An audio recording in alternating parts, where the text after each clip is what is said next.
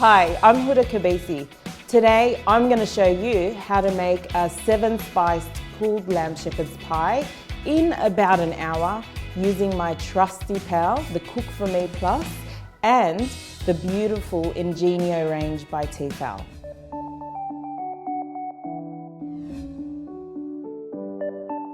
So this recipe would normally take about 10 hours. You want a slow cooked lamb, you want it falling off the bone so that you can pull it and it becomes amazing in this rich sauce.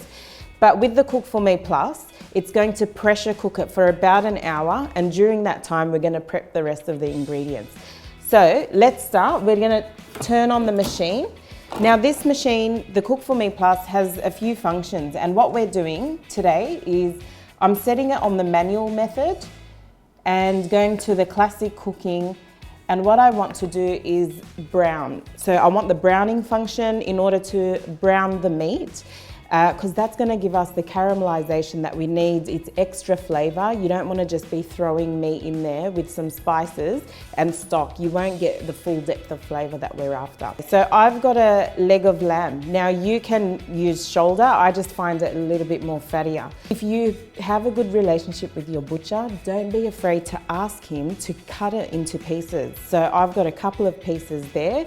So that way it browns nicely and fits in the Cook4Me Plus. The Cook4Me now has come up to temperature. We can start browning the meat, and what I'm going to do is add a couple of tablespoons of a good extra virgin olive oil, and this is a nice classic flavour just in there, and that helps with the caramelization. Now we're just going to drop that in, and you can hear that sizzle, and we're going to leave that there. Few minutes on each side, and what we're going to do is now get on to chopping our onions and getting everything ready so we can put it all in the one bowl. So what I've got here is 2 onions, and I want like a fairly fine dice on it, but do not be measuring a millimetre by millimetre. Onions are done. We need 2 cloves of garlic for this. Really, there's no rules to this, apart from the fact that it has to have a lot of flavour. So, all right, let's check on our meat here. You want that beautiful caramelization happening, because that's going to be flavour once it starts pressure cooking. So turn it onto its other side and let that go for a few minutes, and then we can start adding the rest of the ingredients. So our lamb is caramelized and it is smelling sensational at the moment. So we're going to now start adding the rest of the ingredients because we want to get this cooking. Meat can stay in there, so don't take the meat out, leave it in there, because the more caramelization it gets, the better. I like to do things on the go. So everything is going to be done, every component of this shepherd's pie is going to be done within the time that it takes for the filling to cook. So we've got that sauteing. We want to add about 2 bay leaves. I've got the dried kind, and if you're using fresh, maybe 1. So all of these I've mixed and made my bharat, the 7-spice mix, and this is a typical Middle Eastern 7-spice mix. Got a bit of ground black pepper, ground allspice, ground cinnamon, ground nutmeg, ground coriander, ground cloves, and ground ginger. And what we're going to do is just add that straight in there as well. Tomato paste. So just to add a little bit of richness to that, it's 2 teaspoons roughly. If you're like me, these are my teaspoons. So maybe it's safe to say 2 teaspoons. So we've got 1 there, and that's the second one in there. Bit of a mix. So we're adding 2 tablespoons as well of Worcestershire sauce. And then the final thing is chicken stock. You can use beef stock or even vegetable stock. Really, whatever you have on hand is fine. And the final touch is, I guess it's what I would call my first sprinkling of salt for the dish, straight in there. Now, in keeping with the manual setting on the Cook4Me Plus, I'm done with the browning function, so I want to stop that cooking, and I do want to go to pressure cooking. And what I'm going to set this at is about, I'm going to say about an hour. And that way, we want an immediate start. It prompts you to close the bolt and lock it. And now it's doing its thing. I can move on to every other element of this dish and have it ready by the time this beauty is ready. All right, so we're giving these potatoes, they've been peeled, and we're just gonna give them a rough chop just to cook a bit quicker. So the water's boiling now. I'm just gonna remove the handle to make life a bit easier so I don't knock it over. And then try and gently, without burning myself, drop the potatoes in.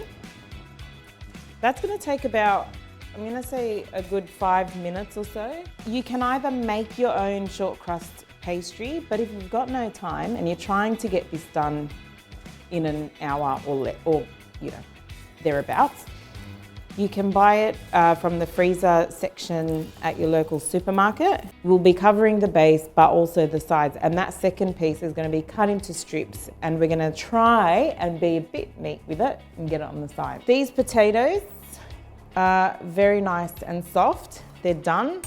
We can move on and strain them. Don't forget your handle. Lift.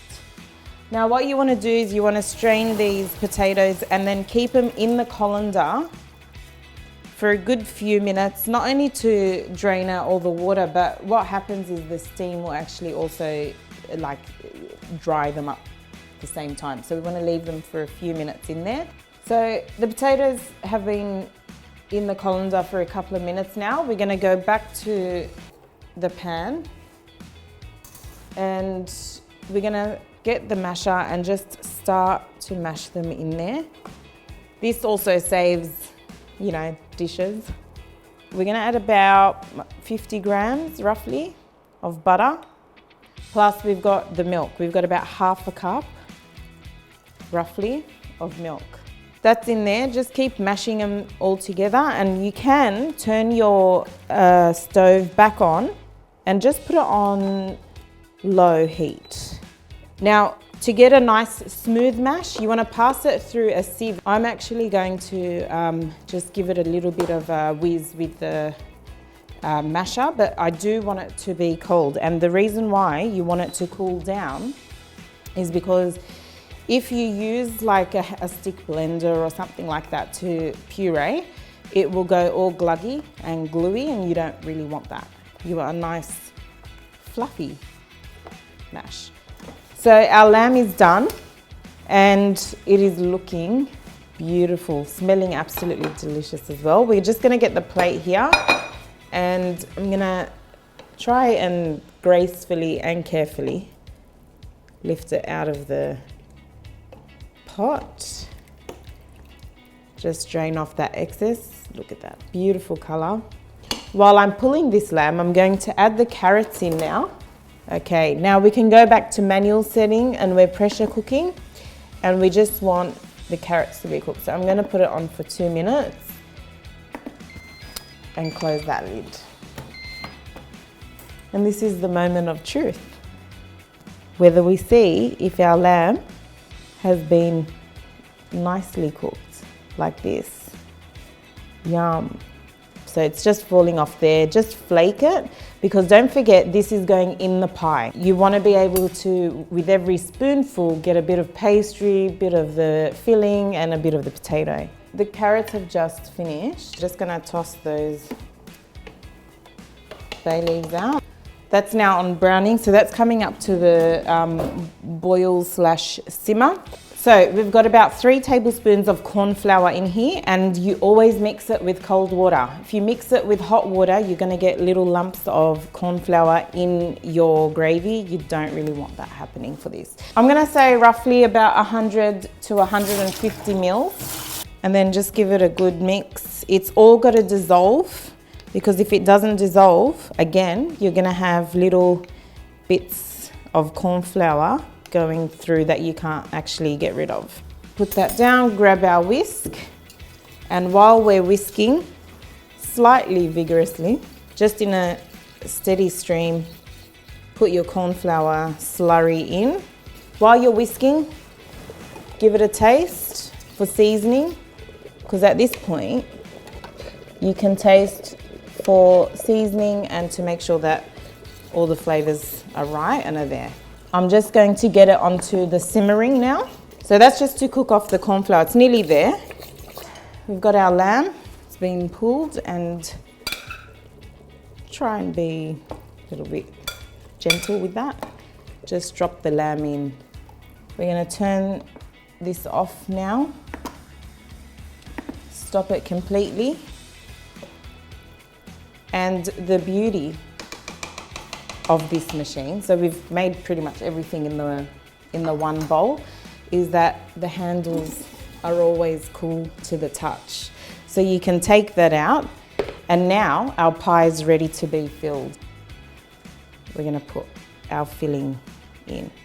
Down there, just next to it. Look at that meat, the carrots, all that flavour, delicious.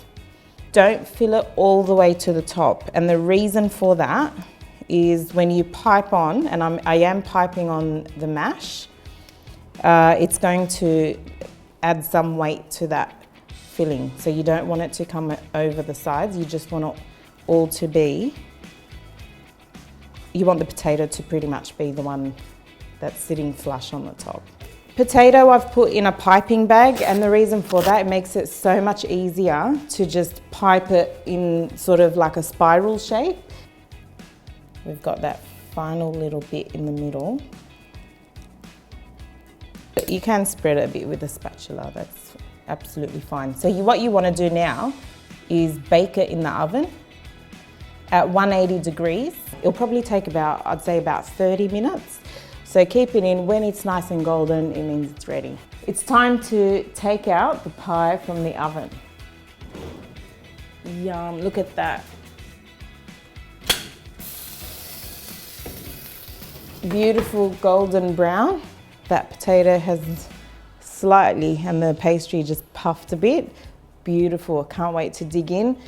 And just for, you know, the look and a little bit of the taste, just rip off a few parsley leaves, tear them in your hands, and just scatter them everywhere.